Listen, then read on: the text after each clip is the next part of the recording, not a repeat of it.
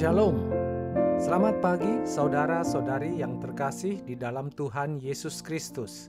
Selamat berjumpa kembali di dalam renungan pagi hari ini. Sebelum kita membaca dan merenungkan firman Tuhan, marilah kita bersama-sama mempersiapkan hati dan pikiran kita dan memohon tuntunan Roh Kudus. Mari kita berdoa. Bapa di dalam surga, kami naikkan puji dan ungkapan syukur kepadamu. Begitu besar kasih setiamu kepada kami. Kami ada saat ini hanya karena perkenan-Mu kepada kami, orang yang lemah, orang yang masih suka melakukan pelanggaran-pelanggaran. Kami memohon pengampunan atas dosa kami. Kami juga memohon tuntunan Roh Kudus, mengiringi langkah kami, agar kami tetap berada di jalan-Mu. Kami juga memohon dituntun di dalam memahami firman Tuhan yang sebentar lagi akan kami renungkan, karena kami sangat terbatas dalam pengertian. Sertai dan dengarkanlah permohonan kami ini. Di dalam nama Yesus, Juru Selamat kami berdoa. Amin. Saudara-saudari yang dikasihi Tuhan, renungan firman Tuhan pada pagi hari ini terambil dari 2 Tawarik 16 ayat 9. Saya akan membacakannya untuk kita. Demikian firman Tuhan. Karena mata Tuhan menjelajah seluruh bumi untuk melimpahkan kekuatannya kepada mereka yang bersungguh hati terhadap Dia. Dalam hal ini, engkau telah berlaku bodoh, oleh sebab itu, mulai sekarang ini engkau akan mengalami peperangan.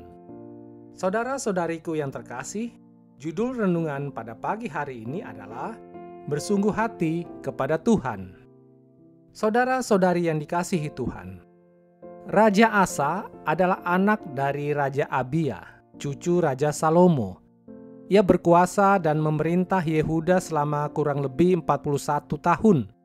Dari awal sampai tahun ke-35 pemerintahannya, Raja Asa berusaha melakukan apa yang baik dan yang benar di mata Tuhan. Semua atribut penyembahan Allah lain yang ada di wilayahnya dihancurkan, dimusnahkan oleh Raja Asa, seperti tugu-tugu dan tiang-tiang berhala. Ia menyingkirkan dewa-dewa kejijikan dari seluruh tanah Yehuda dan Benyamin dan dari kota-kota yang direbutnya di pegunungan Efraim. Ia menghancurkan patung Asyera yang keji yang dibuat oleh Maaka, neneknya sendiri, dan memecat neneknya itu dari pangkat ibu suri. Raja Asa mengeluarkan perintah agar orang Yehuda hanya beribadah mencari Tuhan, Allah nenek moyang mereka, mematuhi hukum dan perintah. Pada tahun ke-15 pemerintahannya, saat bangsa itu mengadakan perjanjian bersumpah setia kepada Tuhan, maka ditetapkan bahwa setiap orang, baik anak-anak atau orang dewasa, baik laki-laki atau perempuan yang tidak mencari Tuhan Allah Israel harus dihukum mati. Keadaan negeri yang dipimpin Raja Asa itu aman, sehingga ia dapat membangun kota-kota benteng di Yehuda untuk memperkuat wilayahnya. Ketika mereka diserang oleh Serah, orang Ethiopia dengan jumlah tentara yang jauh lebih besar dibandingkan pasukan Raja Asa, Tuhan Allah hadir menolong Raja Asa. Tuhan memukul kalah orang-orang Ethiopia itu. Saudara-saudari yang dikasihi Tuhan, demikianlah Raja Asa tunduk kepada Tuhan, Allah orang Israel. Apalagi setelah mendengar perkataan Nabi Azaria bin Oded yang dihinggapi roh Allah yang mengatakan, "Dengarlah kepadaku, Asa dan seluruh Yehuda dan Benyamin, Tuhan beserta dengan kamu bila mana kamu beserta dengan Dia. Bila mana kamu mencarinya, Ia berkenan ditemui olehmu. Tetapi bila mana kamu meninggalkannya, kamu akan ditinggalkannya." Kutipan 2 Tawarik 15 ayat 2. Saudara-saudari yang dikasihi Tuhan, sayang sekali apa yang sudah diawali dengan baik oleh Raja Asa tidak berakhir dengan baik pula. Menjelang 5 tahun terakhir pemerintahannya, yaitu di tahun ke-36 pemerintahannya, ia sudah mulai tidak mengandalkan Tuhan. Ia sudah tidak mencari Tuhan untuk menyelesaikan masalahnya.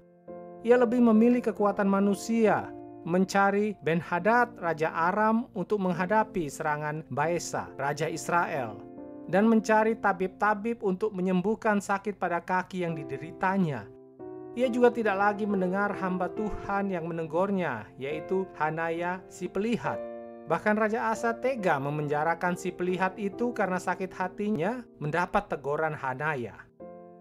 Saudara-saudari yang dikasihi Tuhan, nats firman Tuhan pagi ini adalah kutipan dari apa yang dikatakan Hanaya kepada Raja Asa bahwa mata Tuhan menjelajah seluruh bumi untuk melimpahkan kekuatannya kepada mereka yang bersungguh hati terhadap Dia.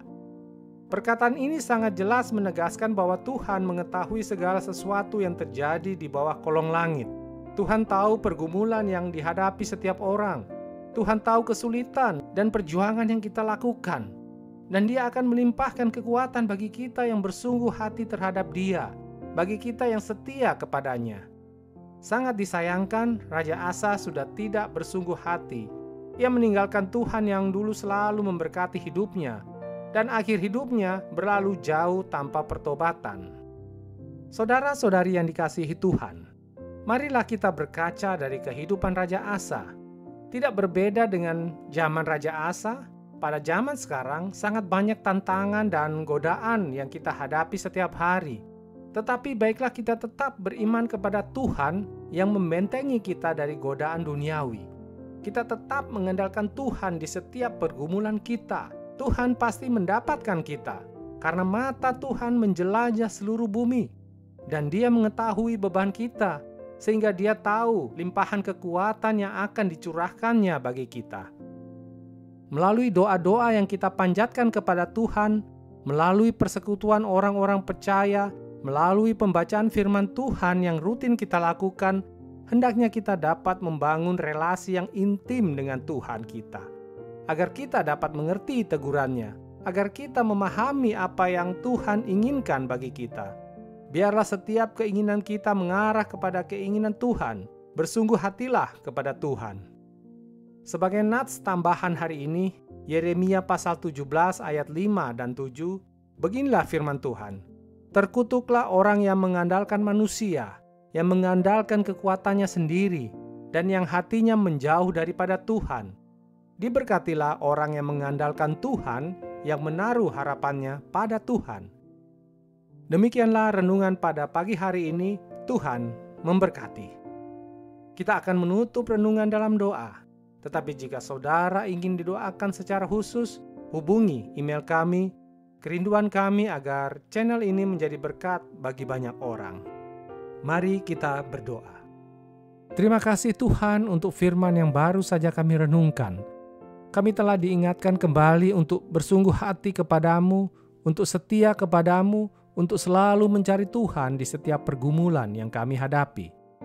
Ampunilah kami yang masih saja mengandalkan kekuatan manusia di dalam menyelesaikan persoalan hidup kami.